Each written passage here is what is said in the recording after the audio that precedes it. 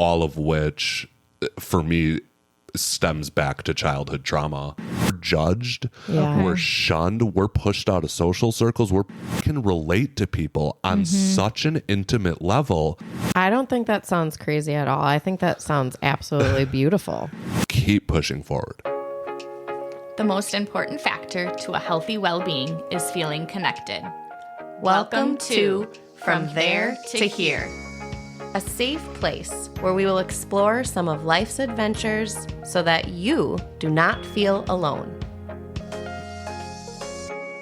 It's time for your favorite podcast, From There to Here. Shannon and Jess are here with a guest today. And as always, we will kick it off with our heart lens to share something that is bringing us joy or how we are seeing love over fear in the world. Shannon, what is in your heart lens? So this is going to sound weird, but jealousy. Ooh, No. that is. I remember back in episode 19, I went back and researched this because it was something we were talking about, how jealousy is such a low vibration. Yes. And man, I tell you, I have done my work. I am out of that darkness, that dark hole when going through infertility. I was so jealous of everybody around me, which just continued to dig me deeper in. Just dug me deeper into this black hole. And I have worked really hard to just not be jealous of people since then. And yes, things come up and I'm like, I wish, or I would like that too. But it's more of a noticing the feeling and then letting it go. And also then being happy for that person. Yes. Do you remember? I swear it was Sarah Alvarado, episode 42. I swear we had a conversation with her about jealousy too, and how it actually can be this good thing, right? It's a noticing in somebody else that it gives you something else to strive for or look forward to. Or so you can kind of flip that a little bit. Do you remember that? I do. And for me, this has just been coming up a lot lately because there's been conversations around me about somebody being jealous. And it's just made me thankful that I'm not that I'm able to turn it around, right? I don't get stuck in it anymore. I'm able to shift. I'm able to see it in a positive way. So jealousy's in my heart lens. Okay. Yeah. Jess, what about you? Mine's a little bit simpler than that today. It's this juice. Oh, she's been drinking these juices. Oh my gosh, you guys, I freaking love these juices. Oh, Erik, our guest knows about them. You know about them. I had one of these juices and was obsessed with them. Could not find them at Costco, but you could get them at Target. But it's $4 for 10 ounces of juice. I'm I am not paying that. That's ridiculous. So at Costco, they have the 6-pack for $12. So, still $2 for the juice, but it's organic and it's healthy and it has 1 gram of sugar. How do you say that? Suja? Suja, Spell it. Suja, organic, cold pressed. I like the flavor ginger love. It's just mostly water. And then lemon, ginger, pineapple with a little bit of stevia and cayenne. So it's spicy and sweet. And it's just, I'm obsessed with these. Okay, so can you get them on Amazon or you can? Oh, that's a good question. I haven't checked Amazon. I went on their website though. And I was going to get I was going to just order a mass quantity, right? An 18-pack. It was $110. I'm $110. I can't live like that. My husband will kill me if I'm paying this much for juice. And then I'm maybe I should just make the juice. But of course, if anyone has been a listener, I don't make things very often that I'm going to consume. That's another thing I did when I was going through infertility is I juiced my own juice. That. I won a juicer. Oh, actually, I won my juicer from my chiropractor, episode 43. Seriously? Yeah. Oh, Dr. Marsha, I won my juicer from her, and I was juicing, and it's a lot of work. Yeah, a lot of mess. And a lot of waste, I've heard. It feels like a lot of waste, but you're technically only getting the good stuff out, right? Right. Whatever. Well, but you can buy this on Amazon, guys. So if you go to our website, podcastfromtheretohere.net, we'll link it in the products Hopefully tab. it's not $4 a bottle, but If it is, maybe just try one. Just try one, because it is, guys. Oh, okay. It's so good, though, you guys. It's so worth it. Yeah, they have a lot of different flavors, too. Yeah. Eric, what's your favorite flavor? The ginger. Oh, okay. Oh, okay. So we've got 2 for the ginger. Hey, guys, if you've tried this and like chime in, I want to know what everybody else is thinking about this juice and what their favorite flavors are. Cucumber kale is one. No, that doesn't Kale's overrated. Yeah. Kale's overrated. Okay. Agreed. All right. All right. Moving well, on. there we go. That's my Heartlands. I didn't think that was going to go on for as long as it did, but I'm really amped about this juice. Eric, what's in your Heartlands?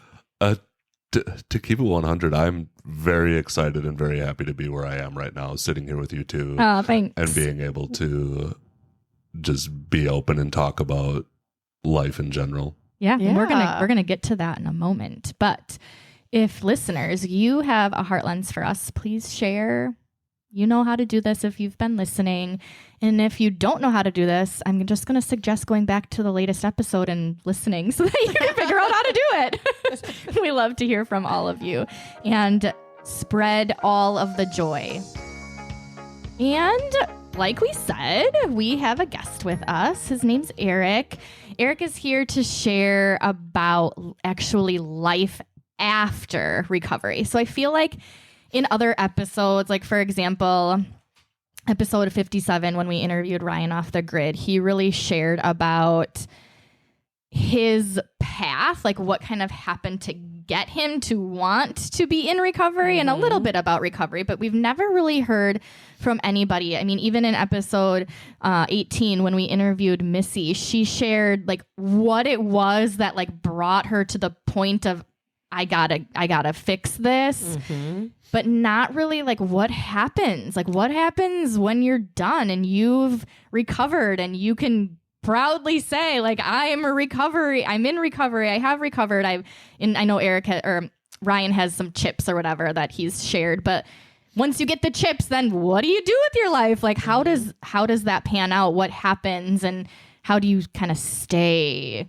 and continue to get the chips, right? Continue to stay healthy. So that's why Erik's here. And Erik, I just want to say thank you for reaching out, because we've had a couple people reach out to us and just say, hey, I want to share my story. And I think that's super brave of you. And I also want to thank you for being here to share that, because I'm hopeful that it will help other people in their road to recovery and then afterwards. So I'm handing the mic over to you, not literally because he has his own mic, but thankfully, right? Remember that episode when we had to share a mic? It's horrible. Yeah, it wasn't very fun. I think I might be able to use my booming voice. Yes. Yes. I could probably pick up on all 3 of these mics. But without further ado, Thanks, Erik. I'm Erik, and as Shannon had stated, I am in recovery and have put a lot of work in to get to the point to where I'm at now. I will talk a little bit about my past. I think that'll be important to kind of get us to where we are today. It's very important for where I'm at now and what I'm doing. Perfect. I mean, I struggle with depression, anxiety, substance use disorder, and all of which, for me, stems back to childhood trauma.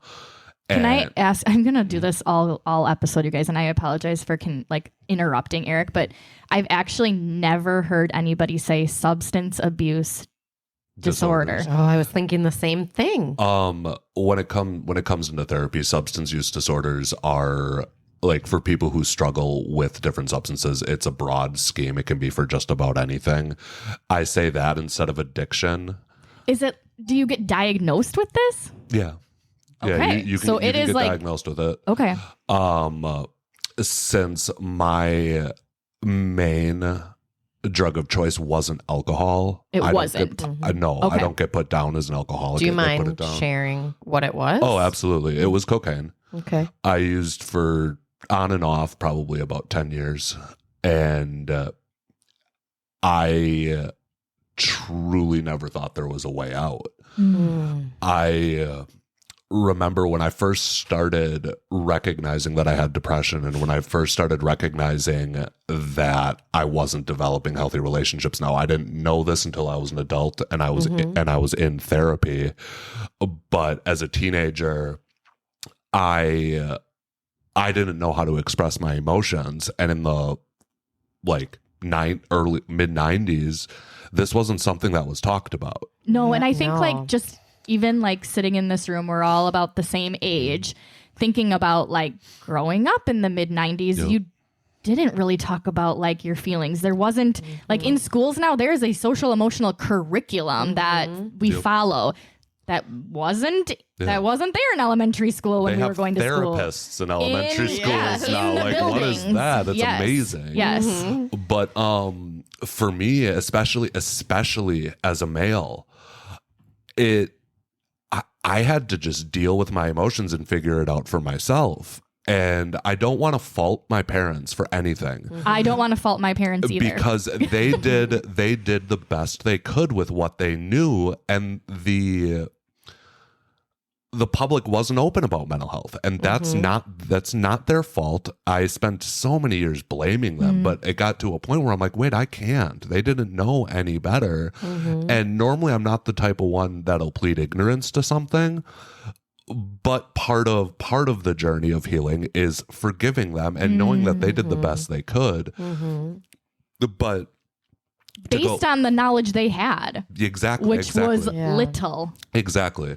I remember going to my first psychiatrist and sitting on that couch and getting and how does that make you feel? And to be frank, there were so many times where I'm like, I feel like absolute garbage. Thanks for asking that question, Doc. Like, this is doing nothing for me except pissing me off. Yes. But again, it wasn't where it's at now. And what I love about right now is there is a lot more. What's the word I'm going for here? People are a lot more open. About their mental illnesses, their diseases, whether they're in recovery or not, myself included. That's what I do.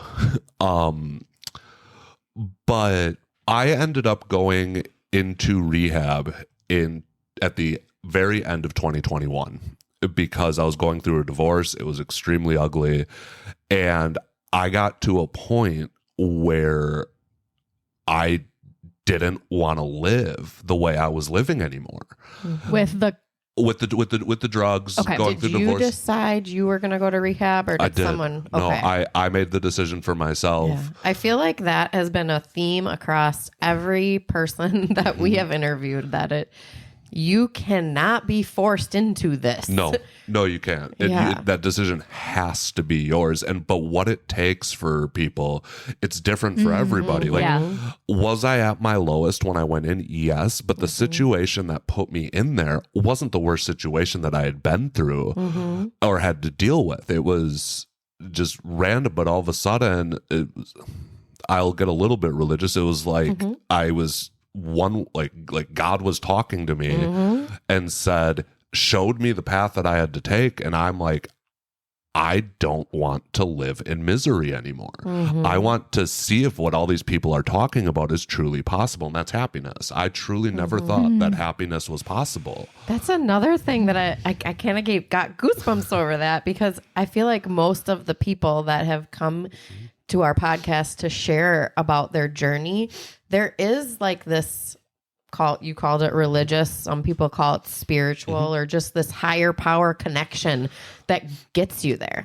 The higher power is for me and for a lot of people an imperative step on your road to recovery. You have, like, especially for those of us who are alcoholic or could claim to be alcoholics or addicts, because if we can't get outside of ourselves, we can't overcome the challenges that we're about to face.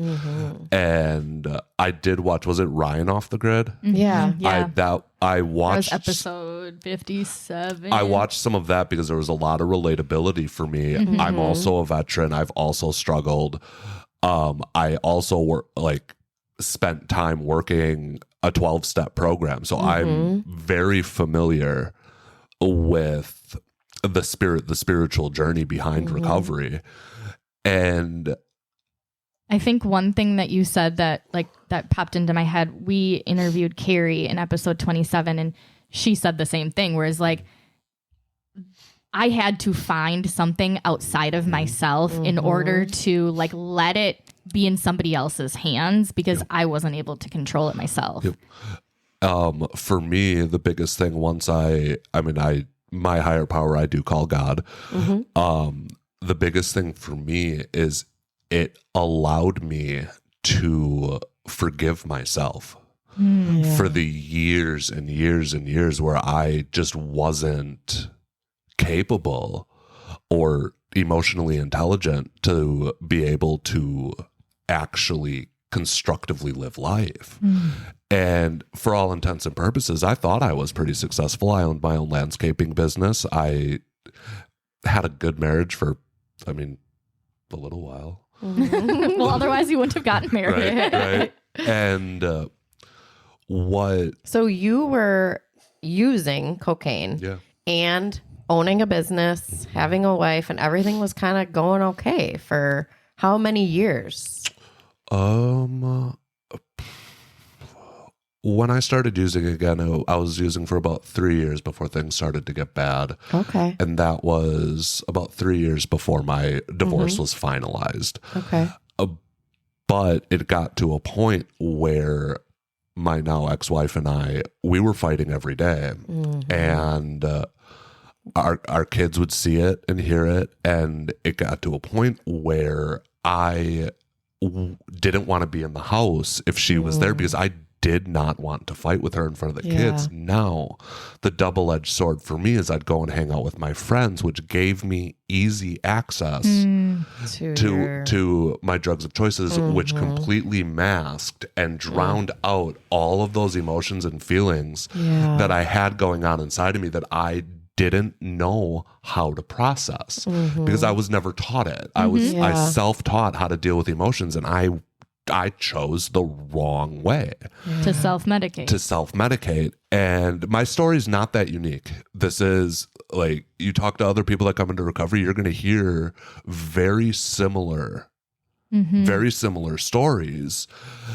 But what got me doing this is after I got out of rehab, I was living in a sober living house right on How long was it? Like a 30-day inpatient rehab? I was inpatient for 39 days at Aurora Psychiatric in Wauwatosa. Okay. This was during COVID. I was going to say 2021 when you said that year that I was in rehab in 22. Okay. So I started detoxing at the end of 21 into 22 and then went to Aurora Psych in the middle of January of 2022. And I started to realize then, because that puts some time between you and your substance. It lets your body start to navigate and realize. How many were you using every day, multiple times? Yes. Yeah. Yes. I mean, that also gets extremely expensive, I would imagine. Yes. That's a whole nother story. That is a whole nother story. I can go down that tangent for a while. But yes, it is expensive. And but I was there and I started to realize, my brain started to get clarity. And that mental clarity it was the first time I really noticed that in my entire life. And it was the first time where I was listening to my therapist instead of listening to myself. Oh, interesting. And the demons inside your head were not telling you safe choices. When you say demons, that's the truest thing. What I tell people is when I was still using and when I was in there, I was sitting in the pits of hell. And I was trapped inside my own loneliness. I had people around me that loved me. I didn't see it. I couldn't feel it. I thought I was a prisoner inside my own mind. And again, I never thought I'd be able to get out of that. Yeah. It was my normal. And once I got that first little dose of mental clarity, I was like, I need to keep doing this, which is what made me decide to go into a sober living house right on campus, because I could walk to my therapist in 2 minutes and be around other people that were like-minded and in similar positions as I was. Which for you was super helpful. I've heard other people say it wasn't helpful for them because they were able to easily get their drug. It depends where you went. Okay. I was in a very, very, very, very highly esteemed house. Okay. We had like pretty strict rules. We had to be back by midnight. Okay. We were randomly drug tested or breathalyzed if they suspected anything. But while I was there, recovery became like it was my identity for a long time. I didn't have anything else outside of recovery and outside of people like really getting what they need. Were you working at that time? No. And I'm very blessed is I'm a veteran. Yes. And I do get an income from that helped me to focus completely on myself. And that's another reason why I do what I do now is because I feel as though these types of things should be available to everybody, not just vets. Sure. Okay. Does the veteran population need help? Yes, absolutely. But mental health should be like mental health awareness and mental health support should be available to anyone everybody. that needs it. Exactly. 100%. And it is so difficult to access that. When my ex-husband was withdrawing and I'm calling to try to get him into places, they were basically like, he can just do that on the bathroom floor and we can maybe see him in a few weeks. Like, it's so sad how broken that system is. Yep. I agree.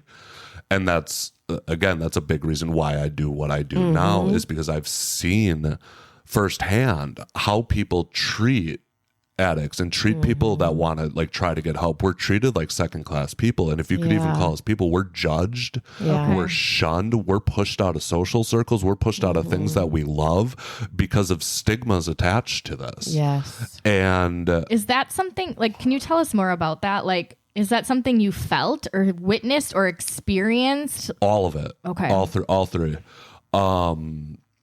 I've had multiple relationships lost because of other people's opinions in the community. Because of your prior behavior. Because of my past. Yeah.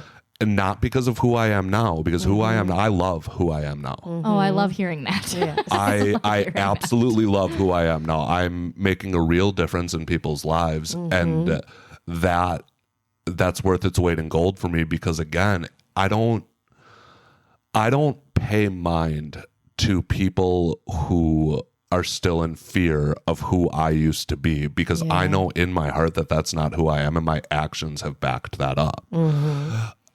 If I didn't have the actions, I'd probably be a little more defensive, but I do. Sure.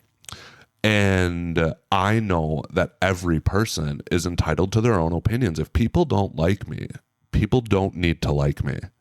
Doesn't bother me. People can say whatever they want. That is something I'm still working on. Oh, it takes a lot of work. A lot of work. And you can't control what other people are going to think and judge. And it's frankly their problem for having those judgments. Exactly. And all I can do for those people is pray for them. Pray that they can find their answers because I don't something's going on with them. Yep. I don't use the words positive and negative to like regularly because when it comes to emotions, I don't view emotions as positive or negative. Yes. Right. Shannon and I think would agree. Yes. It's just it is what it is. Yeah, it is. It's a feeling you have, and it's sometimes you can't. All the time you can't control it. Like you can't control how you're feeling.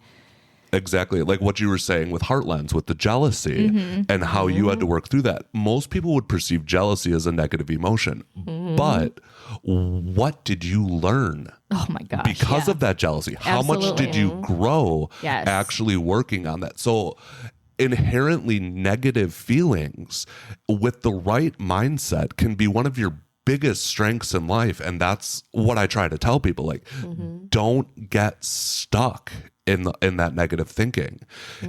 You can't. It's so easy to. It's so easy to get trapped in sadness and grief and despair. And I'm not saying don't feel these feelings. Right. They happen. They hurt. They you'll feel your heart shatter. You'll struggle with it. Keep pushing forward, because that's how we gain our resilience. That's how we get the strength. And for those of us that work in this field, that's how we're able to give back. My insight, my past is not a weakness. It never has been. I viewed it as one for a long time. That is my biggest strength, because I can relate to people on such an intimate level and tell them at the end of the day, I'm going to bed happy. One of the things I had to do, like, this is saying a lot, when my divorce was getting finalized, I had to make a choice. And this is early in my recovery. And my choice was, do I sign the divorce paperwork, which was not in my favor? I had to sign away the right to my kids. Oh my gosh, yeah. To make the choice to continue therapy, to continue working on myself. And if I was given that option again today, if I needed it, I would do the exact same thing. Because without the help, without putting the work in, without recognizing that I am the problem, there was no change happening, and I had to focus on me.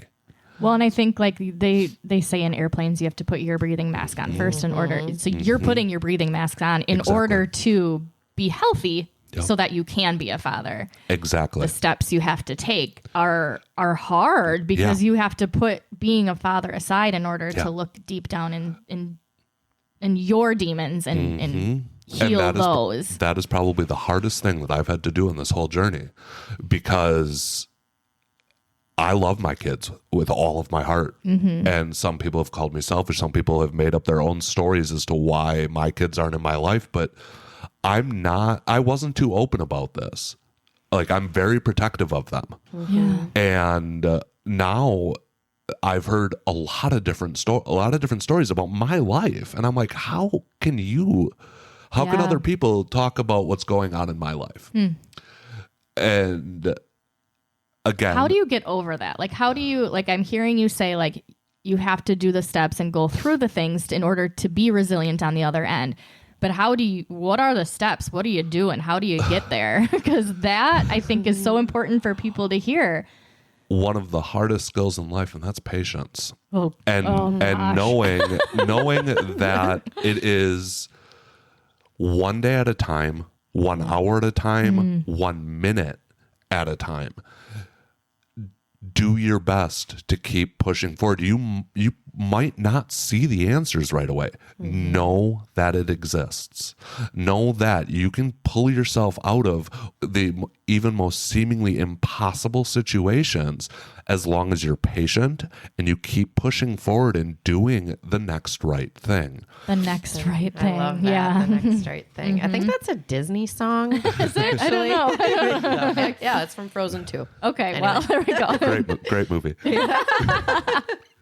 So what were some of those things for you that you were doing? What were you doing in your sober living house? And do you meditate? Do you run? Do you... I did a lot of meditation and a ton of yoga. Like, I always love hearing that. I love yoga. It's one of the greatest things ever, because it's a place where my mind is blank. The only thing that's processing through my brain is listening for the yoga teacher's cue. Yeah. And that is... God, can't keep you more present than that. You have anxiety and you're an overthinker. Having a blank mind is incredible.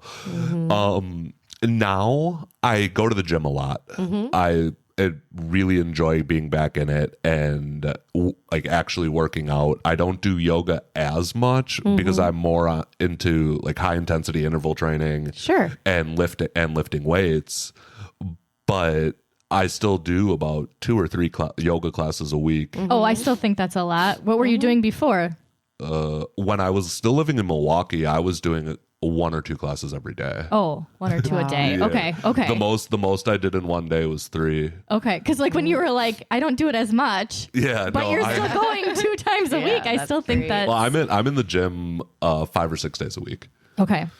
It's a great release of energy. It's amazing. Well, and do you still increase meditate? of dopamine. Right.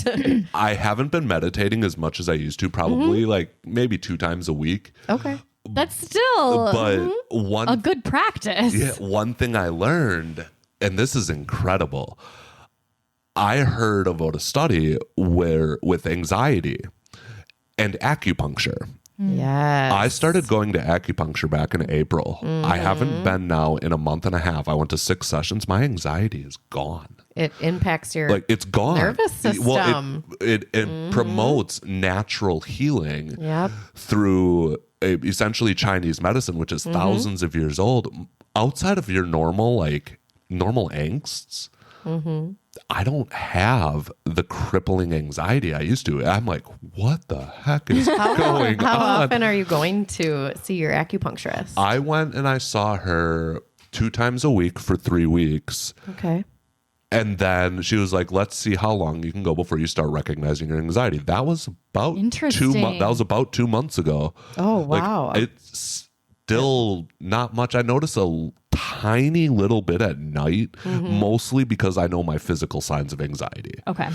But day-to-day life, it's exponentially better. And acupuncture is like magical, isn't it? We actually have an episode.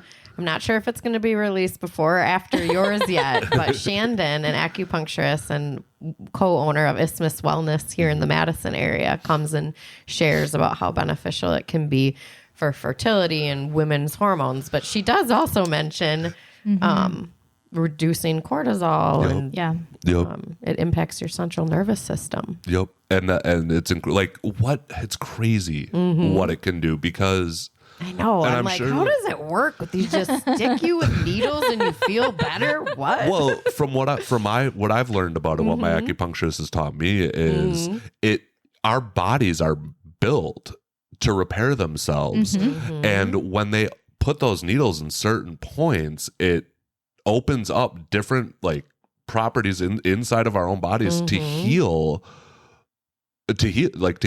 what's blocked. I was gonna say broken. Broken. Blocked, broken. I think I blocked more. And it's I went in a little bit hesitant until all of a sudden I'm like, wait, this is actually working. I love the fact that you brought up acupuncture, because it is something that I think some people consider like woo-woo stuff, right? It's but well, especially here in the United States, people are so quick to be like, oh, prescribe me this, prescribe me that, when there's much older, much more clinically researched stuff from other countries. Oh my gosh, we could totally get into the politics of all this, because I'm like steaming over here. We totally could. But other things I do that help me, like my self-care, judge me all you want, folks. Oh, no judging. I love going to get pedicures. They're my uncle does too, actually. Some of the greatest. So let's not judge males for needing to do pedicures or doing yoga or any of these self-care things. That he even calls it self-care. Right. Oh, I mean, I feel like a lot of men might not want to, I don't know, like it seems too wussy or something, right? Like that's the stereotype. Right. It is. But it's really nice because I can go out in public and talk about these things. Yeah. Because I am not a small individual by any means. You barely, you matches your body. I can almost walk into door frame. I was going to say, you almost do touch the door frame when you walk in. So it's nice being able to talk about these things, and I don't feel judged. I don't feel like, well, and again, if someone's going to judge you for that, that's on them. That's on them. Their problem. They obviously need a pedicure. Right. Right. No, I'm loving my life and what I do, and all my self-care, and another thing, I get regular haircuts, regular beard trims. It makes me feel good. Yes. Hey, awesome. Yep. And shopping's real. Oh no. I was just talking to a friend about I don't know. Is this a healthy self-care strategy? It can be. It can be if we behave. Okay. But you get Amazon Prime days, and it's a whole new situation. Yeah. But do you think finding new things to do or just continuing with what you know is working is kind of the path you're going to take in order to maintain this. I'm proud of myself. I'm happy with myself versus I don't know that I can do this every day anymore. Something I've realized about me is there are a lot of things that I enjoy. Do I do them all at once? No, because I go through phases. Mm-hmm. And as I get older, my interests change. What I like doing changes. So I try to keep as big of a list of things that I might be interested in down the road as other things start to like fade, or I'm like, it gets too routine for me. Yeah. I really like going with the flow. I love that. It's probably helpful to not be so stuck in something or rigid about something. To be more open about like, well, this isn't working. Let's try something else. That took a lot of work for me. Like, cause I was always a very like structured, like gotta be here early, gotta like. Well, and I think that can be helpful too, right? Yeah. Like to have some normalcy to your day and some foreshadowing of what's going to happen because it's structured. I think that can help. As long as your anxiety isn't driving it, right? It was. Okay. It totally was.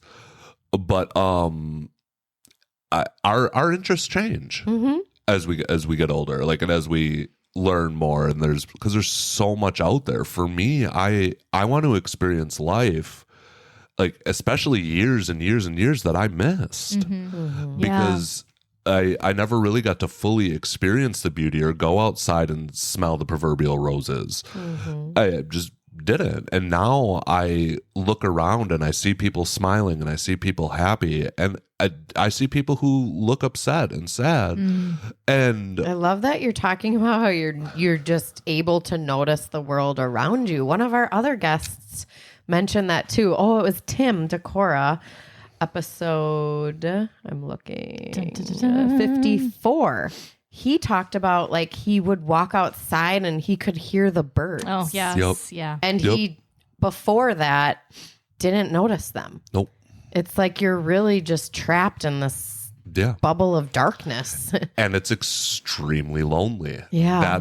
That's, like I said before, that is something I will never forget. I will never forget that loneliness and that despair and just the complete shell that I was stuck in. And when I broke free of that, again, that's when I vowed to give that back. Do you feel like you broke free of that, like after that stay in rehab, or was that happening in the sober living? When was the breakthrough? When I started to recognize that I needed to change in the breakthrough, I was still using. It was a couple days after my divorce paperwork got served to me, and I broke down bad, and I'm open about this too, and it's when I 2 days after the paperwork was served, which was July 3rd, 2021, I tried to kill myself. Like I tried to hang myself, and because I was done. I couldn't manage. I couldn't cope. I couldn't keep up. You knew there was a problem, but you felt I was a failure in my eyes, a complete and total utter failure. And when you're alone and you don't think you have anybody, what's the point? And I remember about 48 hours after that moment, I was laying in bed, because that's what I was doing. And back to, like, I call it a God moment.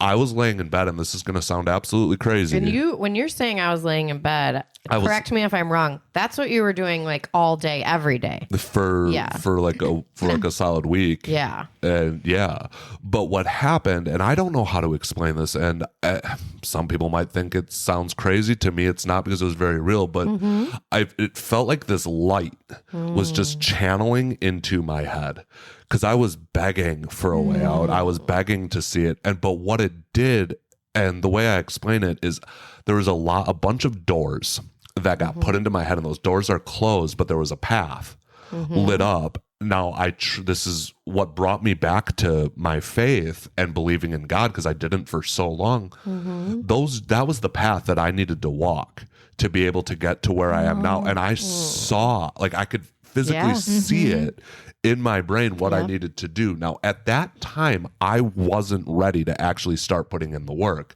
I still needed to have the experience that got me through that first door, which happened. And then all of a sudden, I just started going through through all these doors, and things started to make a lot more sense. I don't think that sounds crazy at all. I think that sounds absolutely beautiful. And Missy said that in her jail cell, she talked to her dead mom. Yeah. Like these things happen to people. I've been able to do that through meditation. Is my mom's also deceased, so I've been able to like connect with her and talk with her when I get into like deep meditative states, and it's crazy. It's powerful. It's real. Extremely my grandma powerful. was with me at yoga today, and I know it for sure. Yeah. But the biggest thing that I like to tell people when they're starting is do not give up. It is one of, if not the hardest thing we have to do as humans, is to admit we have a problem, but then actually take the actions to change it. Admitting we have the problem is, for me, only 25% of the work, the action. Yeah. The repeated action. And we all make mistakes. I've fallen so many times, even in recovery, even as I've started to find these answers. I've made a lot of mistakes. Have you had a relapse? Yeah. Oh, yeah. Yeah. Yeah. Well, and somebody said Also very you common. have to have a relapse in order to learn. Yep. And for me, it was, I don't know how to explain it.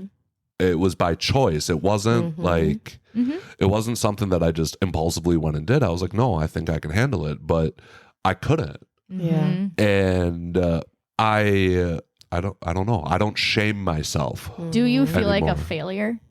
Now, Okay. No. Even looking back at like other things that had happened prior to you getting in recovering, do you feel like you failed on those situations? No, because those situations helped me turn into who I am today. It gave me my strength and gave me my ability to actually be good at what I do. I use my story to relate with others, to let people know, like, I hear you. I feel you. You guys probably noticed before when I started tearing up, and because this was my life. These are things that I will live with forever. I don't regret any of it.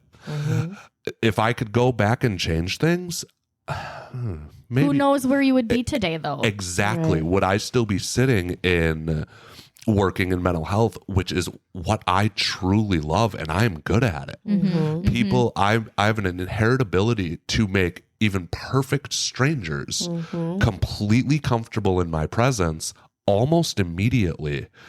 And that's what I want. Like, my daily intention, I wake up every morning, and the one thing I want to do is I want to positively impact one person's life. I love that. And it's multifaceted. That helps me. Like, if I don't want to get out of bed, because I do struggle with depression. Sure. That's very real. Yeah. It forces me to get out of bed, even for a little bit, to go positively impact somebody's life.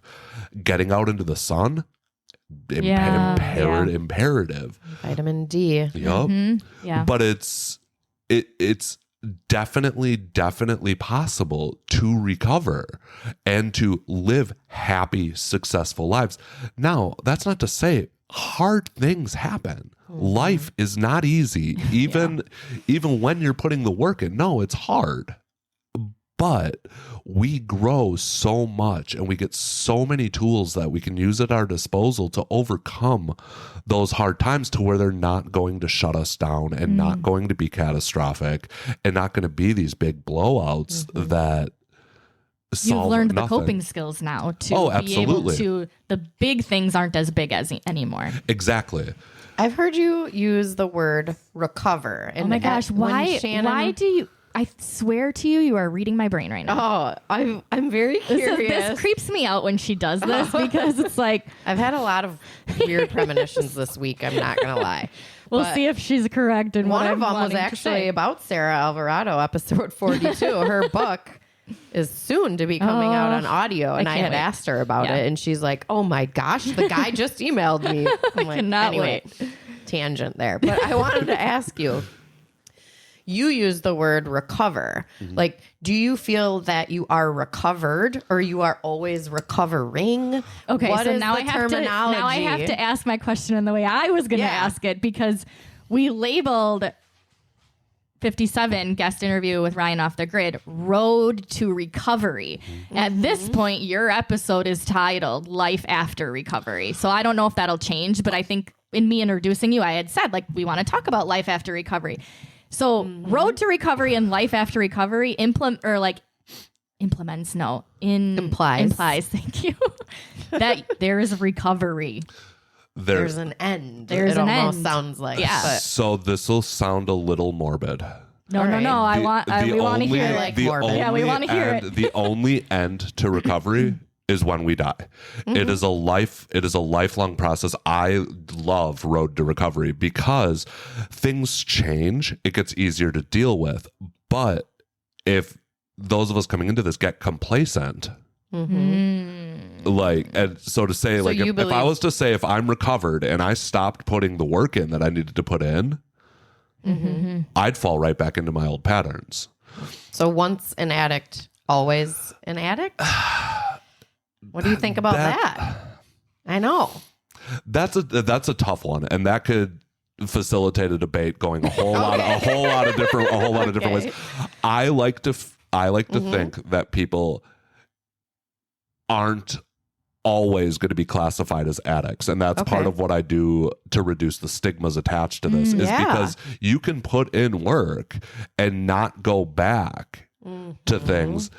But some people will still say, oh, you used to use this all the time, even though it was 10 years ago, 15 years ago. And they'll still classify you as that because there's not a lot known about addiction. There's still a lot of unknowns as to why it affects the brains the way it does, why, like, some people struggle more than others, why some people can inherently get it, whereas other people, it takes some time. Yeah.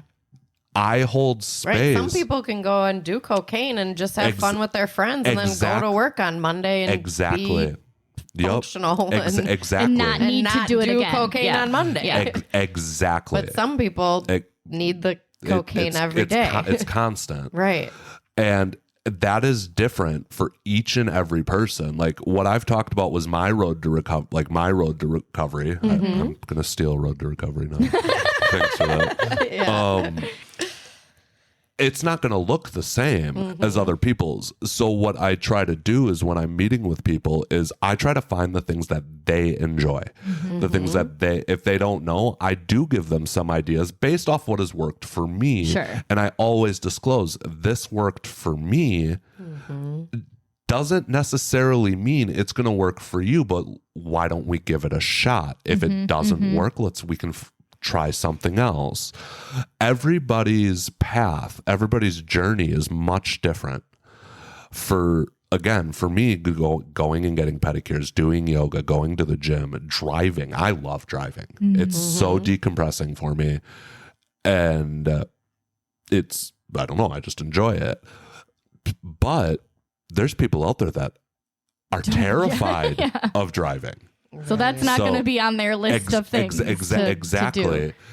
But what I know is if people are willing to admit they have a problem and they truly, in their entire body, want that change, you can change. Yes. And I think, like, when somebody says once an addict, always an addict, that just stops right there. Yeah. That doesn't allow them to even try to change because why would I? If I'm always going to be considered an addict, even if I do the work and you consider me an addict still, right? What was the work for then? It gets to a point where, and for me, it took a lot of therapy and a lot of, like, really good mentors and a lot of people, like, to help me through this, to where I had a lot of people tell me once an addict, always an addict, like, you'll never be able to do anything. And it got to a point where, like I said in the beginning, I don't give a flying fuck what other people say about me, because I know who I am. Yeah. Some of the strongest people I know have been people that have come into these roads to recovery, and the people who have gone into therapy to work on their traumas in general. A lot of people don't do that.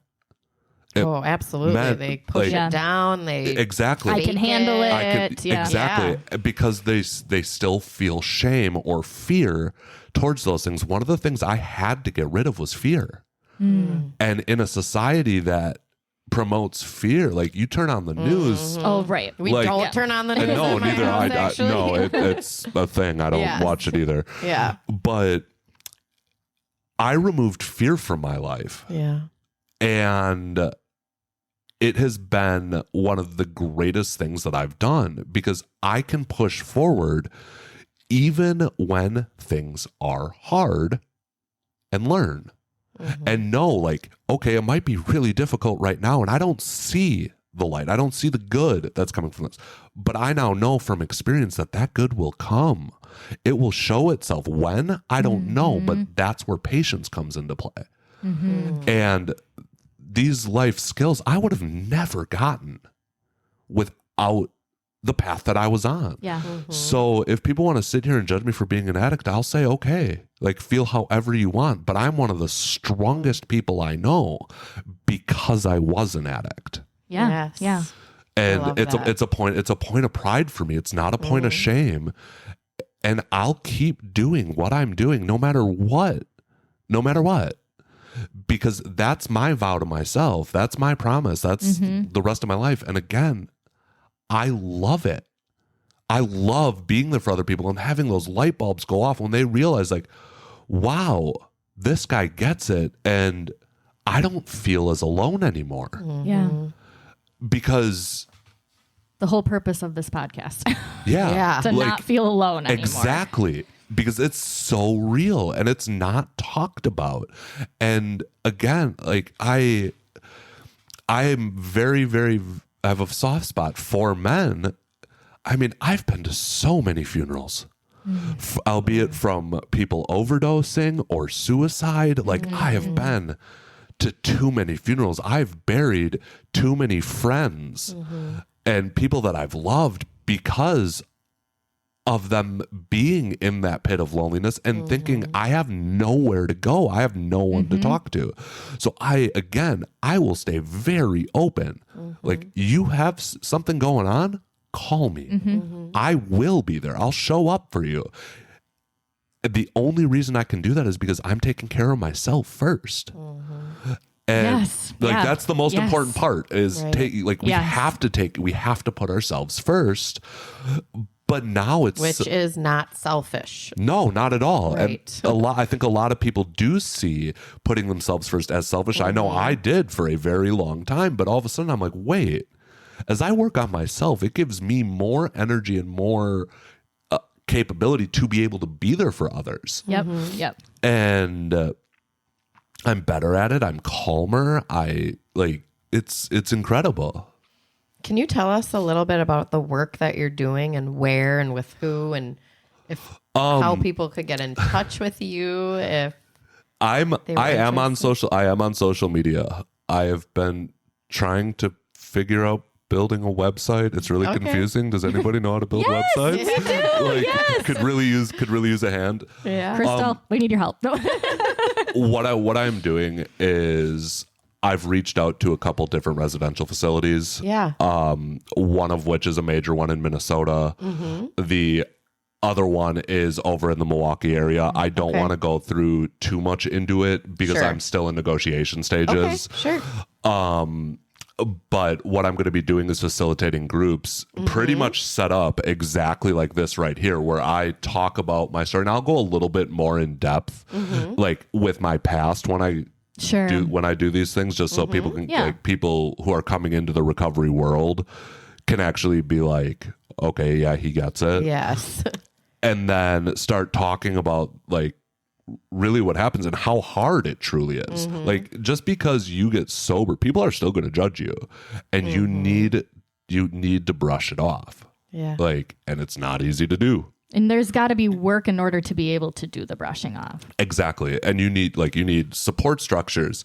You need resources. Yeah. Excuse me. So you're offering groups that will provide that. That will provide that, give people resources that they can reach out to when they get out.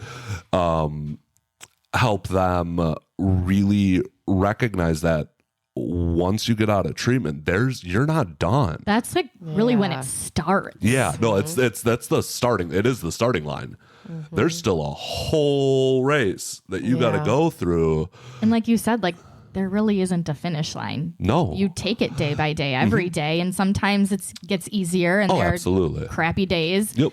And you've got your coping strategies for those crappy days. Exactly, and that's one thing where I'm still figuring all this out, is where on those crappy days, putting those coping skills into action is extremely hard. There's times where, like, if I'm really depressed and I'm in bed, I don't want to get out of bed. If anybody who struggles with depression, you know what I'm talking about. Like, you're in bed, I'm like, I don't want to move. I'm not getting out of bed. Now, I could very easily sleep the day away, but I force myself to get out of bed. And do you want to know how that feels? Extremely uncomfortable. It doesn't feel normal because my brain is telling me I don't want to do this. Sure, yeah. But I've trained my brain to be like, this is what you need to do. You're going to feel better soon. Get outside, get in the sun, do something. I love that you said train your brain, because you can do that, people. Yep. It's called neuroplasticity. Yes. You have so much power within yourself to make your life better. Yep. And that's what I want other people to be able to see, is you don't need someone like me in your life to feel this happiness. It is within you. Now, where people like me come into play is to help you see that. Yes. Like, and will my approach work with everybody? No. I'm not trying to save everybody. Ultimately, would I love that? Yes. But that's so unrealistic. As long as I can reach one other person, or even others, like I like to call it planting seeds. Even if people don't take it into consideration now, if they listen to what I'm saying and it actually goes into their brain, down the road, that seed could blossom. And I know this. So that's what sparked my daily intention of positively impacting somebody's life. Is, I mean, how often is it when we're out in public and we just remember like the most random experience that we've had in our life? Like, wait, why is that coming into my mind? And if me talking about recovery, me talking about like my journey, or me talking about how things get easier pops into your brain, and all of a sudden that takes root and grows, that's why I do it. I'm not looking for the glorification. I'm not looking for the people to come back and be like, wow, you helped me so much. It's not about that. For me, that's my next right thing, is truly empathizing and truly like being there for other human beings in general. You said people could find you on social media, like Facebook? Facebook, Instagram, Snapchat. My name's Erik Deutsch. How do you spell your last name? Deutsch. It's very German. It literally means German in German. And are you Erik with a C? I'm Erik with a K. Erik with a K. Erik I'm with glad a K. I asked. But so people can reach out to you. You can find me on there, yeah. Okay. And I'm, like I said, I'm in the process of trying to figure out this whole website thing with the host that I have, and it's irritating, but I used to be really good at these things. Step by step, room day to by grow. day. Right. We all have room to learn and grow, right? Right. Anything else? Any last minute thoughts from you, Erik? I have another question. Okay. How long have you been sober? Off of drugs for about 3 years. Off of alcohol. I do still have drinks every now and again. Sure. So not too frequently. I think the last time I had a beer was like 3 weeks ago. So, but that sounds like that's not a substance. And I feel like, hold on though, when you're an addict, that doesn't mean you're an addict to every single thing. Yes and no. Okay. So yes, help me understand. I'll go a little bit into what Ryan Off the Grid was saying, because I know the program that he used to get some. There are two different types of people when it comes to being addicts. There are ones who are completely hopeless. They touch any substance, their body's going to kick in. Like they call it an allergy. The body's going to kick in and just keep craving more. Okay. Now, there are also people who suffer from extreme emotional and mental disorders, but they do recover if they have the capacity to be honest. After years of work and falling and learning, I'm one of those. Therefore, I can cognitively change and rewire my brain to be able to enjoy a drink or two because I've been putting that work into myself. Now, not everybody is like that. Would you touch cocaine again? Absolutely not. I thought you were going to say, fuck no. I'll say it for you. Fuck no. Absolutely not. Do you have a relationship with your kids at this time? I do. Yeah. They live with their mom down in Alabama. It's probably one of the hardest things for me now, but they are moving back here in the spring up to Madison because, we were talking about that. Your ex-wife's moving back? She's moving back up because I essentially was like, there's no point and it's time. And I've done the frickin' work, and I am doing the work. And she is starting to see that. And to somebody who was with me for 12 years and saw me through my worst, the fact that she trusts me again. Yeah. Oh, I have goosebumps. And I hope she's listening to this, because what a woman she is too. To put I am imagining, I don't know, maybe Jess, you can speak to it, but to put some of that anger aside for her children to move them. Well, her and I have been talking a decent amount to repair. When I went, the last time I went down to Alabama, like her and I had we talked a lot. And she saw a side of me that she always knew existed, but never thought would be able to come out because of where I was. Yeah. And here it is. I just can't stop smiling. I love that. I feel tearful. I'm not talking about what I want to do anymore. I'm talking about what I've done. Yeah. I'm showing those actions and everything. Like my word now matches my actions, which wasn't the case in my marriage. And like I said, if that woman can forgive me, goodness, we all have hope. Yeah, it's pretty incredible. Yeah, I bet that feels good for you. Almost definitely. Yeah, it's one of those things that I kept telling myself. I'm like, I have to remain patient. I'm going to get my kids back as long as I keep doing what I'm doing. There's no reason I won't. Proof. Exactly. Yeah. Exactly. Proof that the patience and the hard work, there is a light at the end of the tunnel. And if you can't see it, it's okay, because there's support around. You can have support around you. Yep. Keep pushing forward. Keep pushing forward. Thank you for listening and being a part of our community. Please follow us on Facebook and Instagram. If you'd like to connect, we can be reached at podcastfromtheretohere@gmail.com. We hope you continue on this journey with us.